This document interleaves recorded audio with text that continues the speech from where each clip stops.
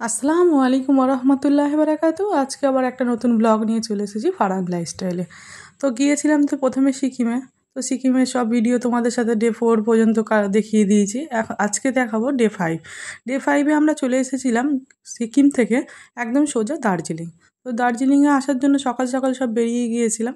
সকাল সকাল বেরিয়ে যেতে তারপরে দেখতে পাচ্ছি বাবা রে বাবা কী খাড়াই রাস্তা। সিকিমের থেকে নাকি দার্জিলিং আরও উঁচুতে, সেই জন্যই এত মনে হয় ভয় লাগছিল। তো যাই হোক প্রথমের দিকে একটু ভয় লাগছিলো, তারপরে একটু মানে স্বাভাবিক হয়ে গেছিলো ব্যাপারটা। তো দেখতেই পাচ্ছ দূর দূরান্তে খালি চা বাগান আর পাইন গাছ, চা বাগান আর পাইন গাছ।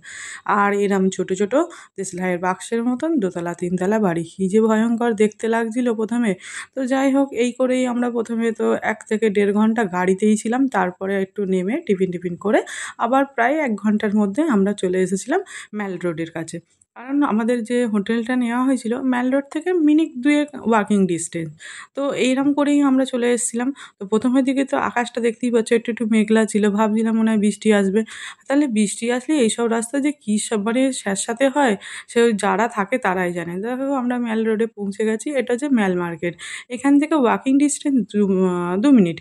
তো ওখান থেকে দেখো এই হোটেল শেরপা, এই হোটেলটাই আমরা ছিলাম। এই রুমগুলোই নিয়েছিলাম, আমাদের 4টের মতন রুম নেওয়া হয়েছিল প্রথমে, তারপরে 5টা নিয়েছিলাম।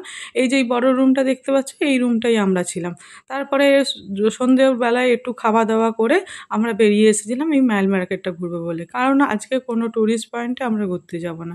এখান থেকে একটু কেনাকাটিও করেছিলাম। এই যে ম্যাল মার্কেট এটা, এখানে ফারহানে একটু খুব দাঁড়িয়ে ফটো তুলেছিলাম, সবাই মিলে একটু আনন্দ করছিলাম, ভালোই লাগছিল। তারপরে ওখানে একটা মহাকালী মন্দির আছে, সেখানেও ঢুকেছিলাম, বেশ ভালো লাগছিল। তারপরে ফারহানের পাপা বলছিল কিছু খাবে, আমি বললাম চলো একটুখানি গরম গরম কফি সাথে নিয়ে নিয়েছিলাম। মোমোর সাথে না এখানে কোনো স্যুপ দেয় না, কলকাতাতে যেটা মোমোর সাথে স্যুপ দেয় আমাদের এখানে তো দেয়, জানি না আর কোথাও দেয় কি, কিন্তু ওখানে পাওয়া যাচ্ছিল না। তাই ফারহানের একদম পছন্দ ছিল না, ও বললো আমিও কফি খাবো। তো কফি খেলাম। তারপরে মামা কিনে দিয়েছিল, ওখানে গরম গরম তেলে ভাজা বিক্রি হচ্ছিলো, আলুর চপ আর বেগুনি। তো সিঙ্গারা টিঙ্গারা ছিল। তো এই ছিল সেই দিনের পুরো ভিডিও। কেমন লাগলো পুরো ভিডিওটা জানিও বন্ধুরা। আবার দেখা হবে নেক্সট একটা পার্ট নিয়ে। ততক্ষণ সুস্থ থাকবেন, ভালো থাকবেন। টাটা বন্ধুরা।